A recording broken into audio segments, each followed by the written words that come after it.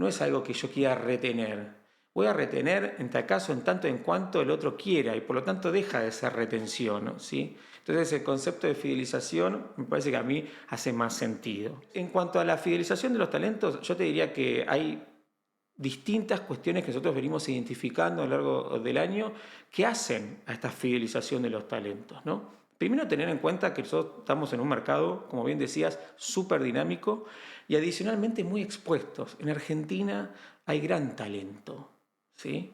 La verdad que nosotros como organización tenemos que saber que posiblemente nuestro talento sea o quiera captarse afuera, ¿no? O sea, hay muchas propuestas en esto. Entonces también hay que ser conscientes de esto, sobre todo en determinadas industrias, en determinados perfiles.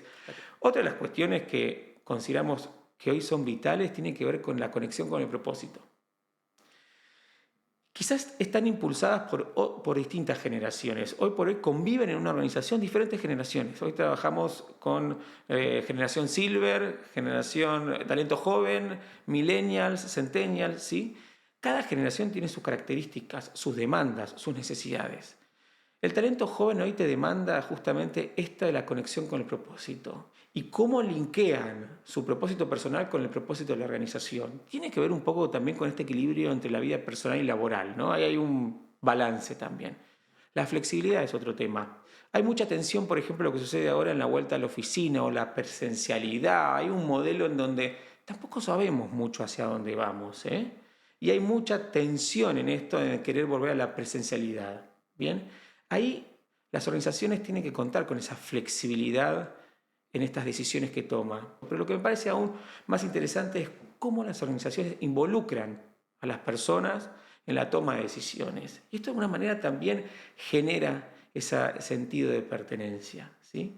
Pero si te tuviera que decir un punto, es el que quizás te dije anteriormente.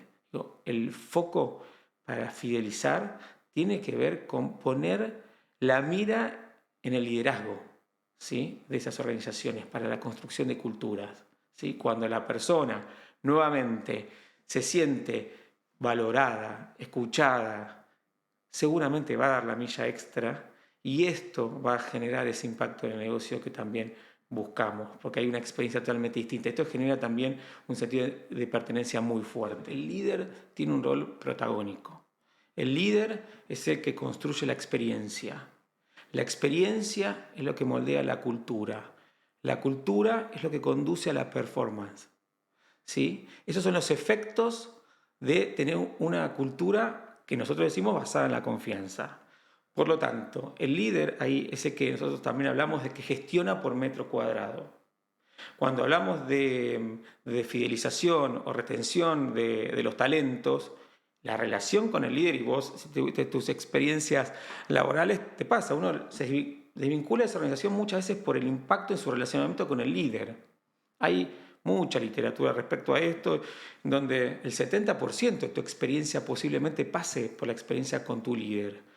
Por lo tanto, el rol del líder es clave, es fundamental. También es importante porque el líder está en la trinchera muchas veces. Entonces, como organización también tenemos que darle herramientas al líder, porque el líder tiene este rol y que quizás a veces nos olvidamos, ¿no? Entonces, aquí hay que darle herramientas a este líder, que es el que está más cercano, digamos, a los colaboradores, a las personas que forman parte, y darle estas herramientas para poder construir este tipo de culturas sostenidas en el tiempo, ¿m? Y estos vínculos de confianza. En la industria de comercio exterior y de logística, cuando uno vive estos altos niveles de estrés, la verdad que hoy las organizaciones trabajan muy fuertemente también en estos aspectos. Cuando hablamos de nuevas prácticas o nuevas tendencias, uno de los focos es que las organizaciones están orientadas a trabajar el bienestar integral, ¿sí? Y en ese bienestar integral te diría que el foco mayoritario es en la salud mental y cómo desarrollan programas de acompañamiento psicológico y del manejo del estrés, ¿sí? Pero yo te diría que para trabajar esto hay que ir a lo básico, y te lo estoy diciendo yo desde mi lugar, digo, pero tenés que ir a encuestar, tenés que ir a conocer qué es lo que está pasando para poder empezar a tomar decisiones. Entonces, en este punto es justamente y no obligarse a tomar decisiones con supuestos, con pensamientos o con fuentes informales, por ejemplo. No, es llevar a cabo un instrumento que pueda permitirte, uno como líder y como organización, entender por qué la gente está así. ¿Sí? Y ahí surgen un montón de cuestiones. Por lo tanto, hay que llevar a cabo un proceso formal en donde te permita que puedas tener una herramienta y que la gente se pueda sentir confiada en que poder opinar, confiada en que va a ser considerado o considerada, confiado a que pueda opinar libremente sin ninguna represalia, ¿no? Que esté ese ambiente para poder hacerlo. Y por otro lado también es nosotros saber comunicar. ¿Por qué le pedimos a la gente que cuente cómo es su experiencia? ¿Sí? Y tener que ser muy claros en esto. ¿Para qué lo estamos haciendo? Y por lo tanto también actuar en consecuencia. ¿Sí?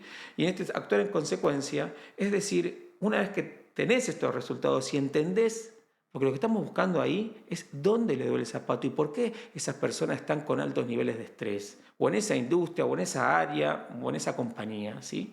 Entender dónde duele el zapato y para poder desarrollar nuestros planes de acción, ¿no? Y por lo tanto, en esto de actuar en consecuencia es comunicarle a la gente qué vamos a avanzar y cómo vamos a trabajar y en qué cuestiones no. Porque esto de qué cuestiones no también es muy sano.